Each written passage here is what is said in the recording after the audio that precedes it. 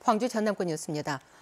민주당 송영길 대표가 어제부터 당무를 시작하면서 당의 변화와 쇄신을 약속했습니다. 하지만 선거 결과에서 보듯이 강성 권리 당원들의 입김이 강해 변화를 추진하기 위해서는 민심과 당심을 어떻게 조화시킬 것인지가 관건이라는 분석입니다. 유철웅 기자의 보도입니다.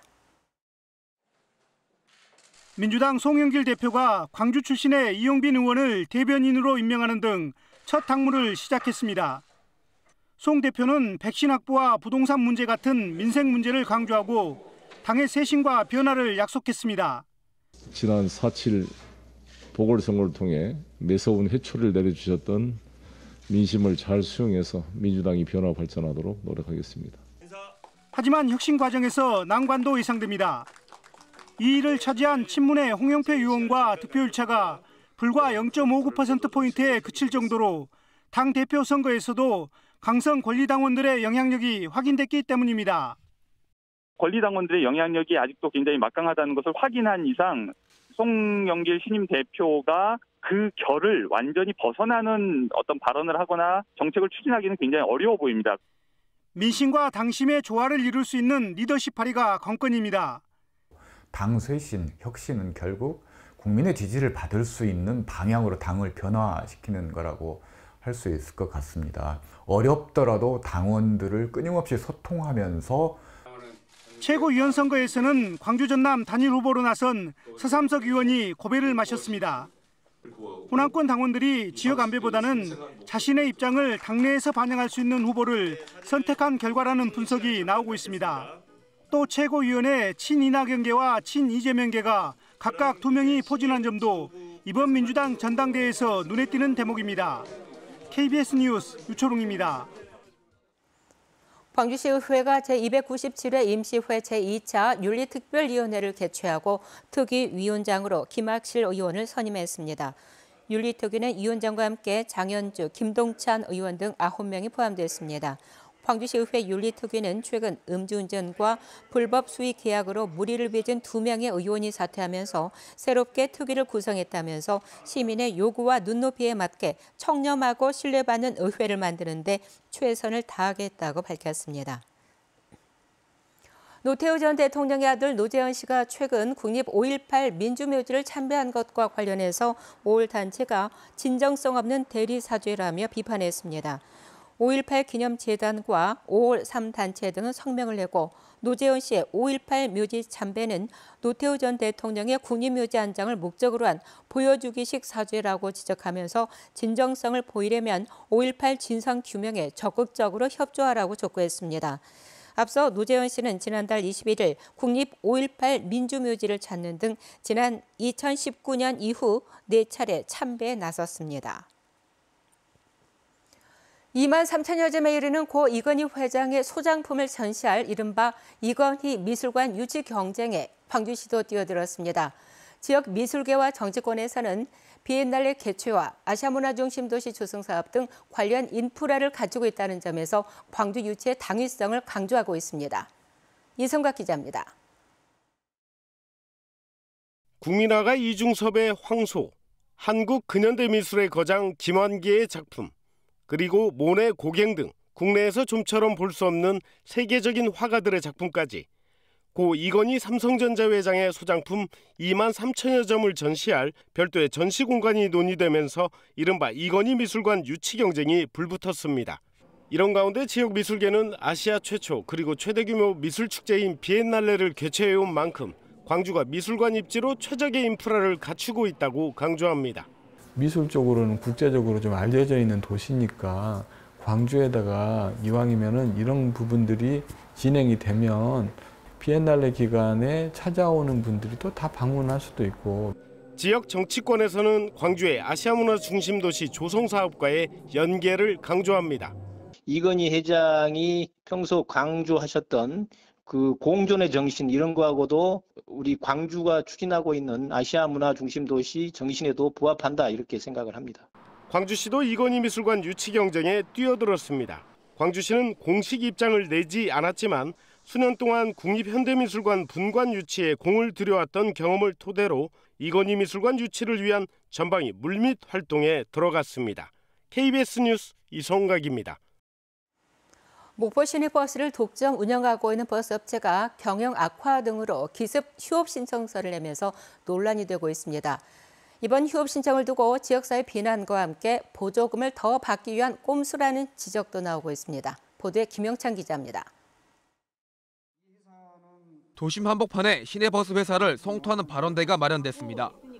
오는 7월부터 휴업을 선언한 목포 시내버스 업체들을 겨냥한 자리입니다. 작년에 체불임금을 이유로 파업했죠. 그래서 보조금 타냈습니다. 올해는 아예 휴업 신청을 합니다. 목포 시민에게 1년간 휴업을 하겠다고 하면서 완전 협박을 하고 있는 겁니다. 이 같은 논란은 목포 시내버스를 운영하고 있는 태원여객가 유진운수가 휴업 신청서를 목포시에 제출하면서 시작됐습니다. 휴업 신청 기간은 오는 7월부터 내년 6월 말까지 1년. 버스 운송업체는 임금 인상과 코로나19 여파로 대중교통 이용객이 급감하는 등 경영 악화를 이유로 들었습니다. 코로나 직격탄로는 저희들이 작년에 외부 회계 감사 용역을 실시한 결과 약 43억 원의 경영 적자가 나타난 걸로 돼 있습니다. 현재 상태로는 휴업 신청을 처리할 계획은 없고요. 하지만 이번 휴업 선언이 다음 달 예정인 목포시 추경 예산안 편성을 앞두고 운송업체가 보조금을 더 타내기 위한 생떼 부리기라는 지적도 나오고 있습니다. 실제 목포시는 태원여객가 유진운수에 지난 2017년 22억 원, 2018년 30억 원, 2019년 40억 원, 그리고 지난해와 올해는 각각 49억 원을 도비와 시비로 지원했기 때문입니다. 태원 유진 목포 시내버스 회사가 7월 1일부터 2022년 6월 30일까지 1년간 휴업 신청한 것은 목포시 3차 추경을 앞두고 보조금을 받아내려는 꼼수에 목포 시내버스 운송업체가 가뜩이나 어려운 시기에 휴업 계획을 발표하면서 시민들의 불만이 고조되고 있습니다. KBS 뉴스 김영창입니다.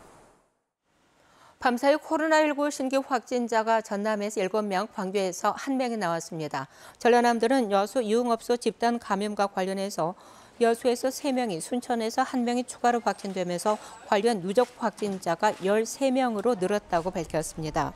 군청 공무원 확진 이후 집단 감염이 발생한 고흥에서도 확진자 3명이 늘어 현재 관련 누적 확진자는 18명입니다. 이에 따라 고흥군과 여수시는 추가 감염을 막기 위해서 사회적 거리 두기를 2단계로 격상했습니다. 광주에서는 감염 경로가 확인되지 않은 확진자의 접촉자 1명이 확진 판정을 받았습니다.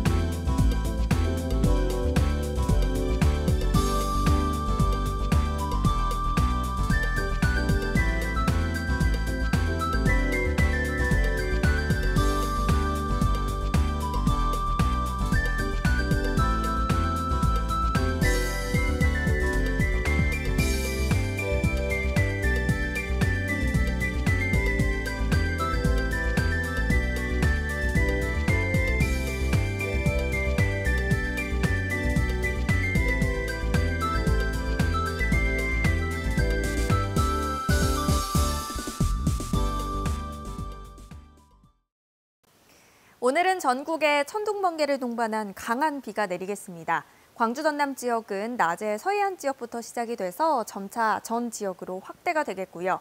저녁부터 남해안을 중심으로 많은 비를 쏟아낸 뒤 어린이날인 내일 이른 새벽에 모두 그치겠습니다. 예상되는 비의 양은 광주 전남 지역에 10에서 40, 남해안과 지리산 부근은 최대 80mm로 이번 비는 양도 많은 데다가 천둥, 번개를 동반해 주의가 필요하고요. 바람도 무척 강하게 불겠습니다.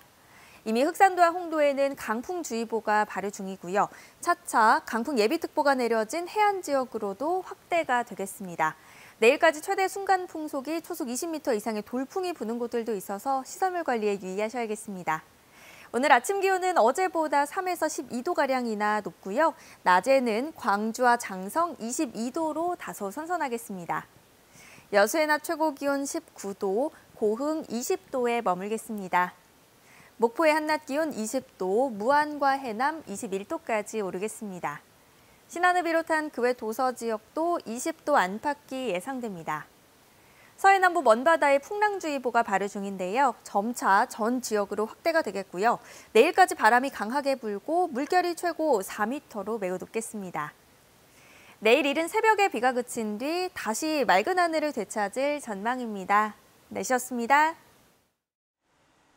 전남 지역 공직자들의 부동산 투기 의혹에 대한 조사가 시작됩니다. 전라남도와 박시군 감사부서 소속 72명은 최근 합동조사팀을 구성하고 전남 지역 박시군 전체 공직자를 대상으로 토지 투기 의혹 조사에 들어갔습니다.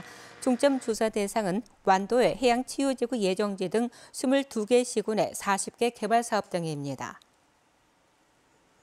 광주 마륵공원 특례사업 부지 인근에 거액을 들여 논밭을 사들인 뒤 다른 용도로 사용해 부동산 투기 의혹을 받는 프로축구 FC 소속 기성용 선수가 경찰 조사를 받았습니다. 광주경찰청 부동산 투기 특별수사대는 지난 2일 오후 2시부터 3시간 동안 기성용 선수를 피의자 신분으로 불러 농지법 위반과 불법 형질 변경 등의 혐의를 조사했다고 밝혔습니다. 기 선수는 경찰 조사에서 부동산 투기 관련 내용은 전혀 몰랐으며 축구센터를 짓기 위해서 아버지에게 돈을 보낸 것뿐이라고 해명한 것으로 전해졌습니다. 조선대학교 병원이 건강보험 심사평가원이 시행한 만성폐쇄성 폐질환 적정성 평가에서 6년 연속 최우수 등급인 1등급을 받았습니다. 조선대병원은 폐기능 검사 시행률 등에서 높은 평가를 받아 1등급을 기록했다고 밝혔습니다. 만성폐쇄성 폐질환은 폐 조직 변화로 호흡 곤란을 일으키고 사망에 이르는 질환으로 조기 발견과 치료를 위해서 건강보험 심사평가원이 지난 2014년부터 적정성 평가를 하고 있습니다. 화요일 아침에 함께한 KBS 뉴스를 마칩니다. 감사합니다.